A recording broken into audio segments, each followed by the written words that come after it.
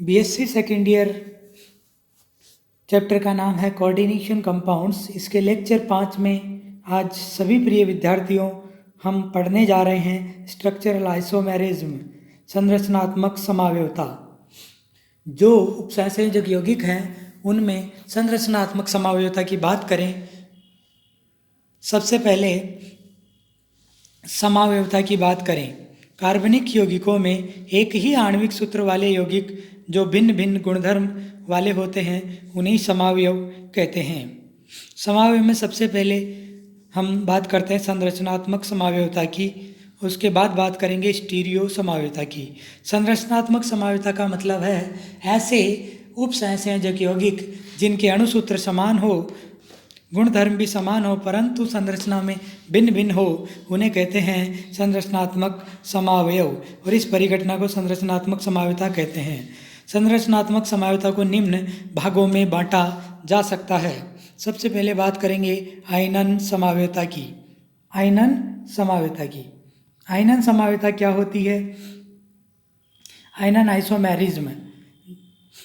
जब coordination compound में आयनन isomerism देखी जाती है तो जो जटिल आयन है, जो बड़ा ब्रैकेट है उसके बाहर आयनित होने वाली स्पीसीज का प्रकार भिन्न भिन्न हो, तब उसे कहते हैं आयनन आइसोमेरिज्म। जैसे हम कोबाल्ट NH3O5SO4 और Br, ऐसे ही कोबाल्ट Br NH3O5 और बाद ब्रैकेट के बाहर है SO4।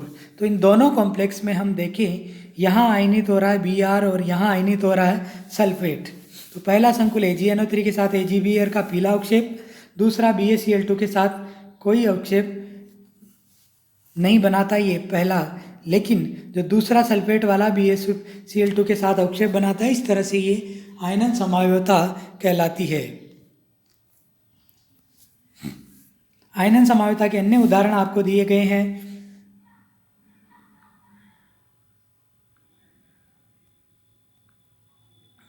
ये कॉम्प्लेक्स दिए गए हैं, इस कॉम्प्लेक्स में NO3 आयनित होगा, इसमें Cl आयनित होगा, तो दोनों में भिन्न भिन्न आयनित होगा। इसमें NO2 आयनित होगा, इसमें Cl आयनित होगा। तो ये आयन अलग है, ये आयन अलग है। अलग अलग जिनके अणुसूत्र समान हो वो देखेंगे, वही समावयवता दर्शाएंगे आयनन समावयवता। अणुसूत्र समान होने चाहिए लेकिन आयनन भिन्न भिन्न होना चाहिए। हाइड्रेट समावयवता। ऐसे उपसंयोजक यौगिक जिनमें अणुसूत्र समान हो, गुणधर्म भिन्न भिन्न दर्शाते हैं, उनमें जल योजन अणुओं की संख्या भिन्न भिन्न हो। मूलानुपाती सूत्र तो समान है सबके, लेकिन इनके सिल्वर नाइट्रेट से अभिक्रिया कराने पर अलग अलग प्रकार की अभिक्रिया दर्शाई जाती है। वो इनके विलायक के रूप में कुछ जलीय लिगेंड जुड़े होते हैं, उनकी संख्या के भिन्न भिन्न होने के कारण ऐसा दर्शाते हैं। तो आप लिगेंड देख लीजिए, यह हाइड्रेट समावयवता कहलाएगी। पहले में कोई भी H2O लिगेंड, सभी H2O लिगेंड के रूप में, यहाँ 5 है, यहाँ 4 ही है, तो भिन्न भिन्न है, इसलिए ये हाइड्रेट समावयवता है।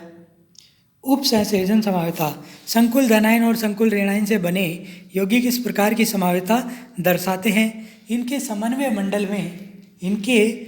मंडल में क्या होता है कि स्थितियाँ बदल जाती है, इस तरह से उपसंयोजन समावयवता दर्शाते हैं। उदाहरण के रूप में हम देख लेते हैं इनको।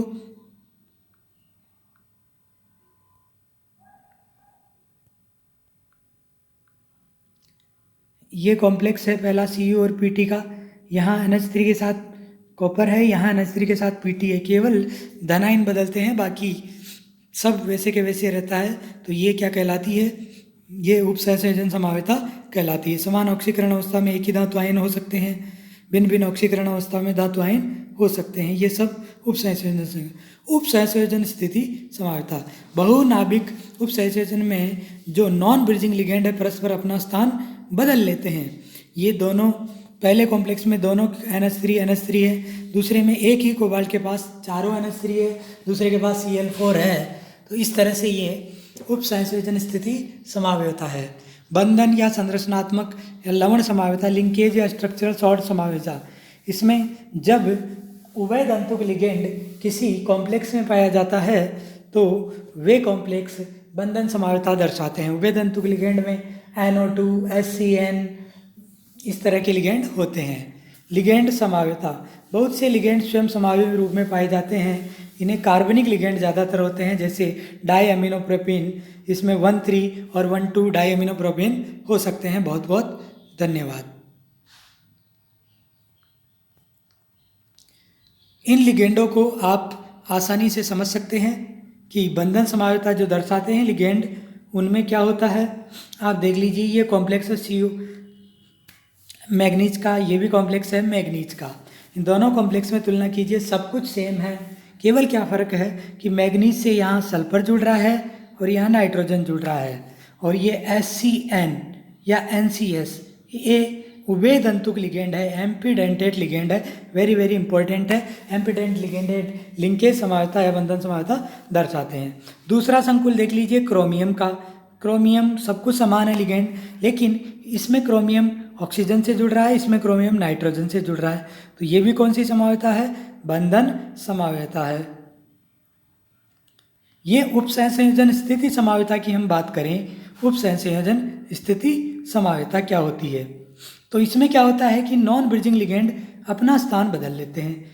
यहाँ देखिए, ये कोबाल्ट के पास 2 NH3, 2 NH3, 2 Cl, 2 Cl, ये नॉन ब्रिजिंग लिगेंड है, जबकि ये OH दोनों धातुओं से जुड़ा है, इसलिए ब्रिजिंग लिगेंड है। तो ये Cl2 इधर चले गए, NH3 इधर चले गए, ये NH3 इधर चले गए और Cl2 इधर चले गए, तो इन्होंने स्थान बदल लिया।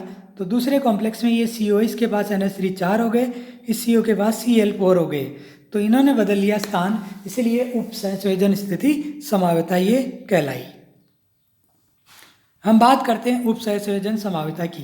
उपसंयोजन समावयवता में एक एक उदाहरण लेके हम बात करते हैं। सबसे पहले ये कॉपर का कॉम्प्लेक्स, बहुलकन समावयवता, बहुलकन समावयवता, पॉलीमराइजेशन आइसोमेरिज्म, इनमें मूलानुपाती समान होता है, बहुलीकरण की पुनरावृत्ति होती है। जैसे आप देख लीजिए, पहले कॉम्प्लेक्स को PTNH3Cl2, दूसरे कॉम्प्लेक्स में क्या है PTNH3O4 PTCl4, तो देखिए PT भी डबल हो गए, NH3 भी डबल हो गए और Cl भी डबल हो गए। एक तरह से पहला जो है कॉम्प्लेक्स उसका दुगुना हो गया, डाइमर हो गया, तो ये बहुलक समावयवता कहलाती है। इसी तरह से ये दूसरा देख लीजिए CONH3 और थ्राइस, और दूसरा इसका बहुलकन ये डबल हो गया, तो ये क्या कहलाती है, बहुलक समावयवता कहलाती है। उपसंयोजन समावयवता की हम बात करें, ये उपसंयोजन समावयवता है। इसमें देख लीजिए CuNH3O4 PTCl4, अब यहाँ CuNH3 से जुड़ा था, यहाँ PTNH3 से जुड़ा है, केवल ये PT इधर गया, Cu इधर गया, तो ये बन गया, ये बन गया, ये और ये दोनों कॉम्प्लेक्स आपस में उपसंयोजन समावयवता दर्शाते हैं। इसी तरह से PTNH3O4 PTCl4, तो अब की बार Cl के साथ PT जुड़ जाएगा, तो ये धातुओं ने अपनी अदला बदली कर ली, तो ये उपसंयोजन समावयवता कहलाती है। दूसरे प्रकार की उपसंयोजन समावयवता जिनमें संकुलों में एक धातु आयन केंद्रीय आयन के रूप में उपस्थित होता है, और दोनों कैसे होते हैं देखिए, इसमें क्रोमियम, इसमें भी क्रोमियम, लेकिन इसमें 6 NH3 है, 3 NH3 दूसरे के पास चले गए, ये लिगेंड अदल बदल हो गए, तो भी ये क्या कहलाती है, उपसंयोजन समावयवता कहलाती है। एक होता है PT की सेकंड और PT4, तो NH3 के साथ PT4 आ जाए और PT सेकंड किधर चला जाए, Cl के साथ, तो ये कॉम्प्लेक्स बन जाएंगे, ये उपसंयोजन समावयवता हमारे को कहलाएगी। इसी के साथ बहुत बहुत धन्यवाद।